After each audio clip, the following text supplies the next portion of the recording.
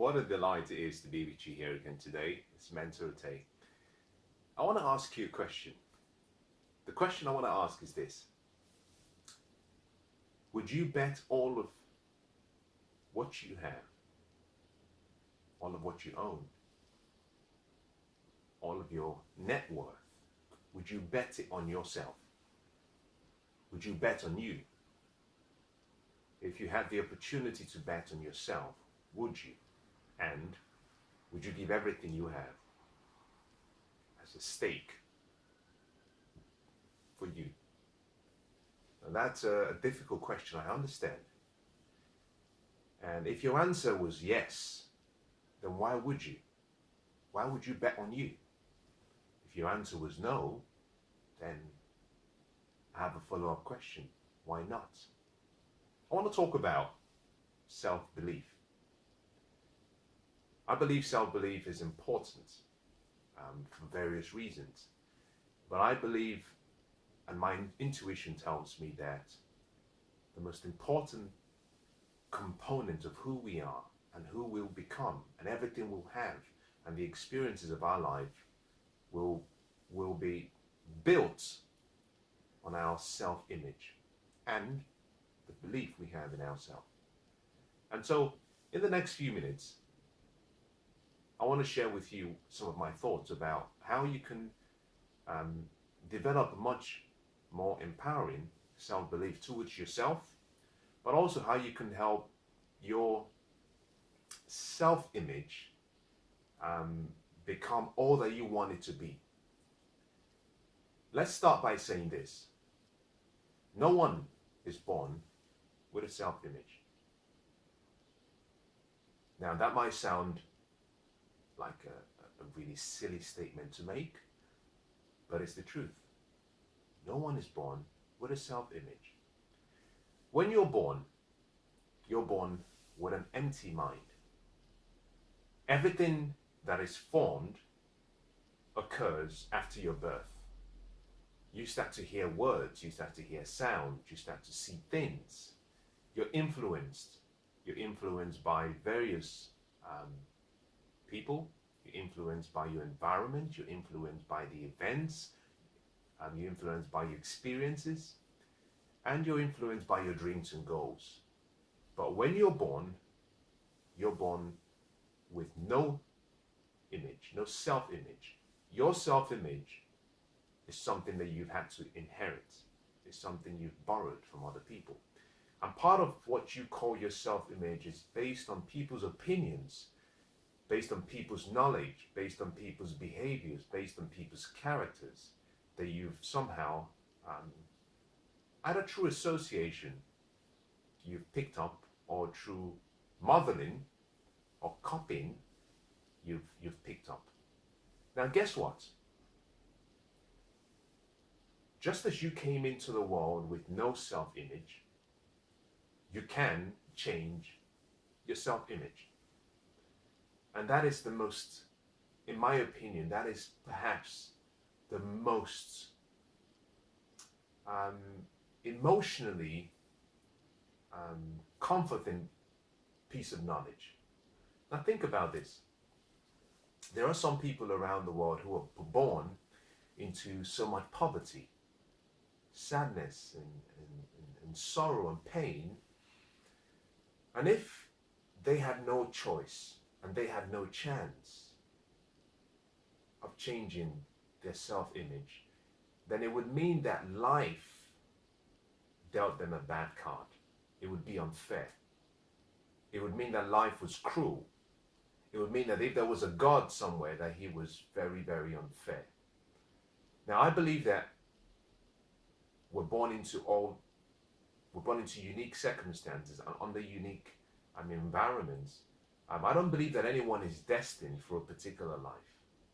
I believe that some circumstances surrounding where we're born and how we're born and the environment we find ourselves are favorable than others. But I genuinely think that life has a way of providing you with an opportunity somehow along the journey. It would need your collaboration, but it will provide you with an opportunity for a better life. Not a life compared to someone else's life, but a better life for you based on your purpose. And for that reason, I'm very happy with the knowledge that our self-image can be changed. Now think about your self-image as a canvas that has been painted by an artist. Just the way it's been painted by an artist, you can pick up a new canvas that is empty, never been touched, and you can choose to paint the pictures you want. As a matter of fact, you don't have to paint it on your own.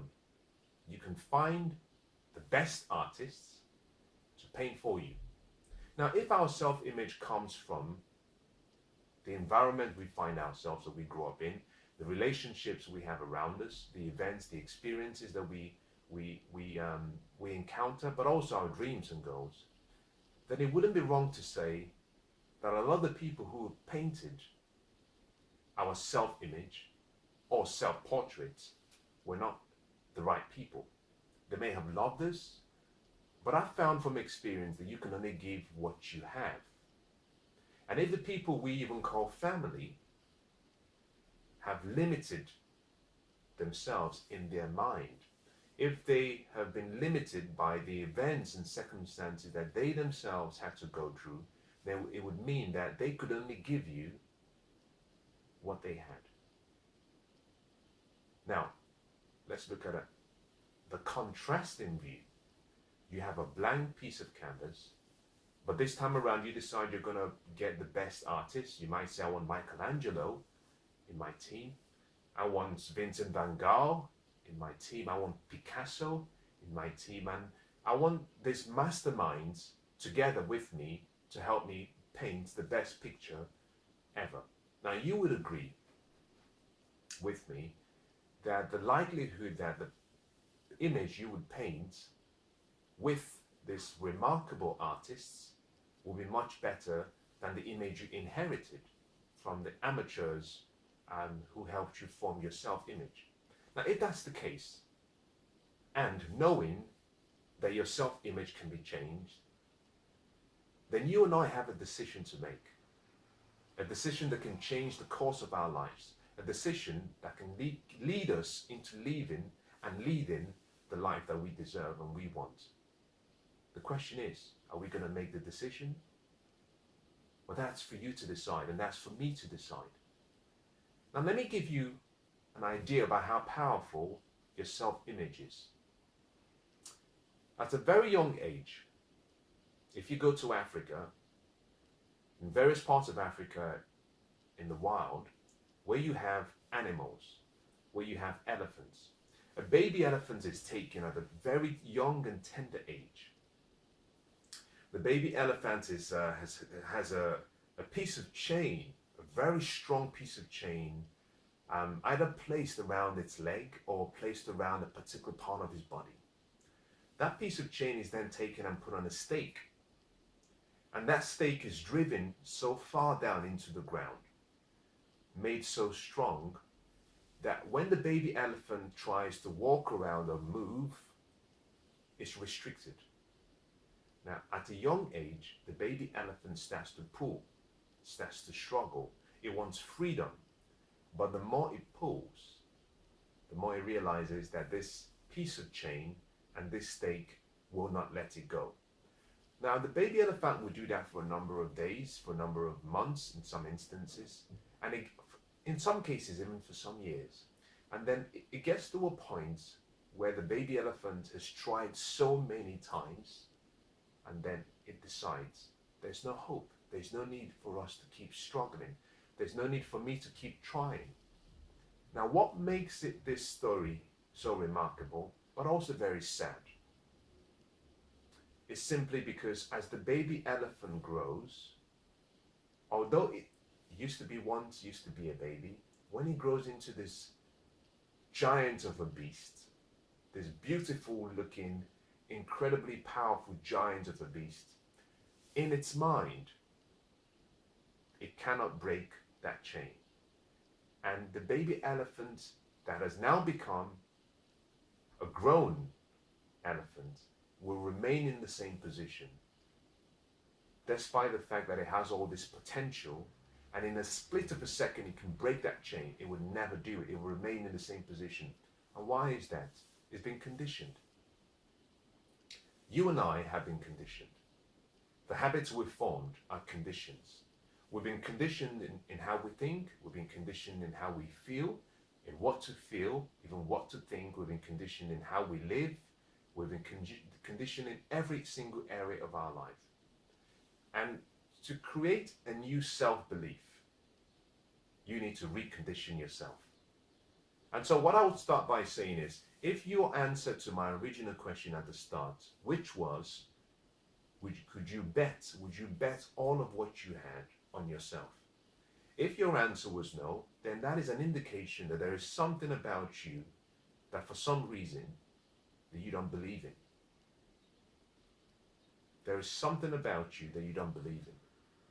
Now, if that is the case, then we have to change that, because the one person you should trust in the entire world should be yourself.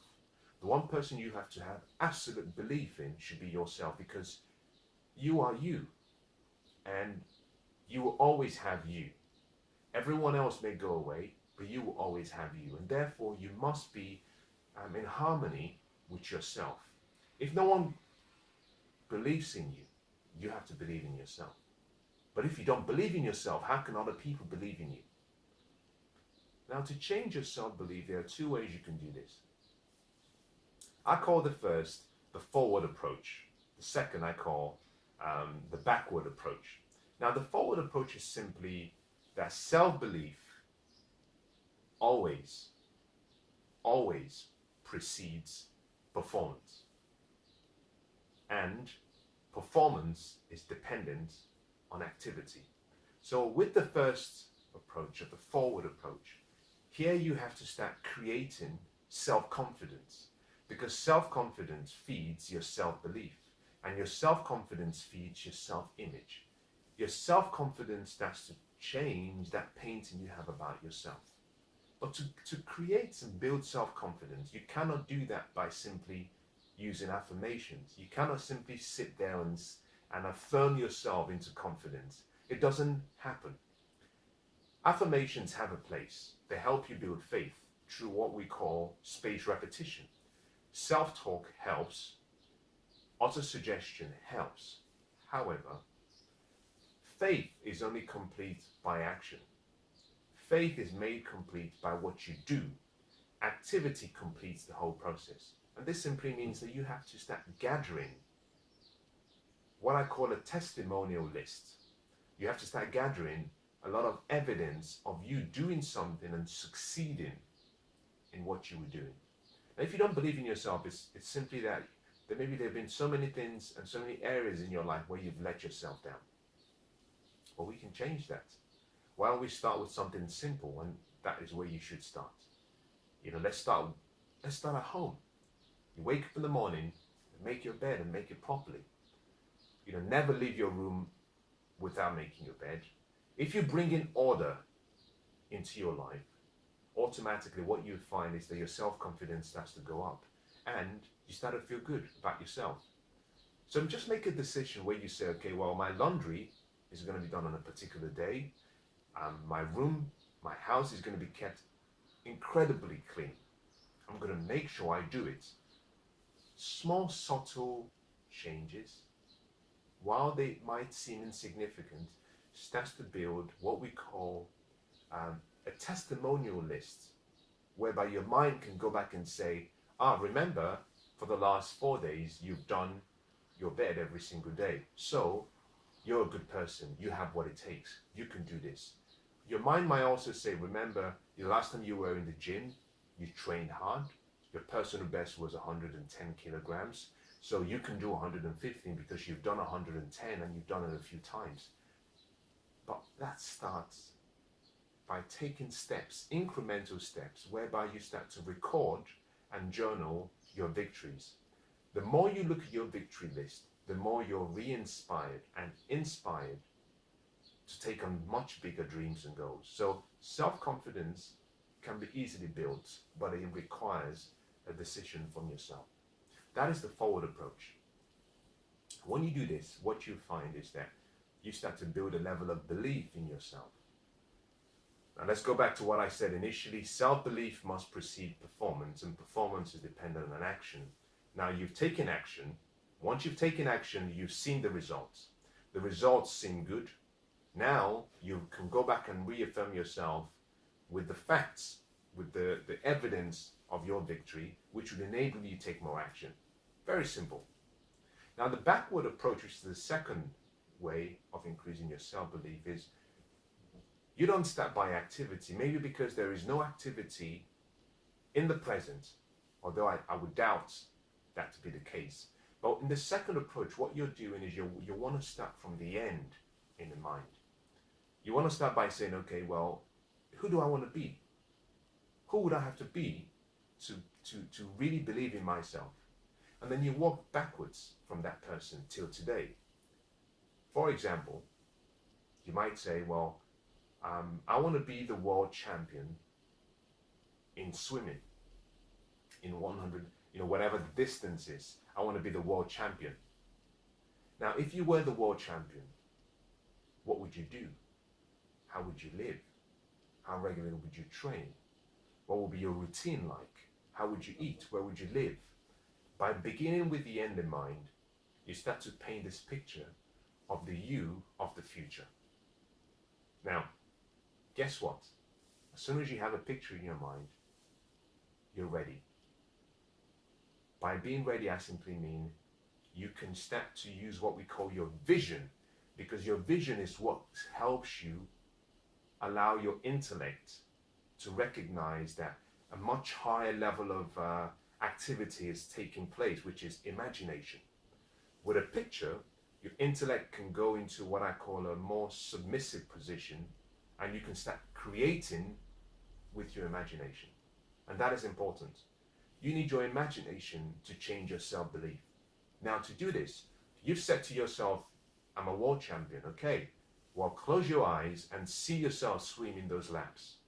And the more you see yourselves keep repeating it, the more you see yourself doing what a world champion would do, guess what? Your belief in yourself starts to increase. Now, once your belief starts to increase, it will allow you to take action. Once you take action, you'll be able to see some results that come into your life.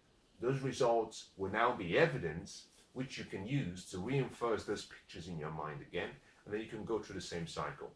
So it's two very simple ways. The first is forward motion, where you start where you are. Start with something small. The second is to begin with the end in mind, create a picture of who you want to become, and walk backwards until you get to daily activities, and every day just live out that experience. Very simple, very effective. And let me conclude by saying this. Your self-image is the most important part of you, because your self-image decides who you become, what you have, and what you do. So it's important you spend some time regularly trying to reinforce your self-image. Your self-image is not something you should live, whenever things go wrong. No, you should continuously and consistently keep renewing your mind, affirming yourself as you should, reminding yourself of who you are and what you can achieve. Now, I hope it's been useful. Let me wish you the best of luck.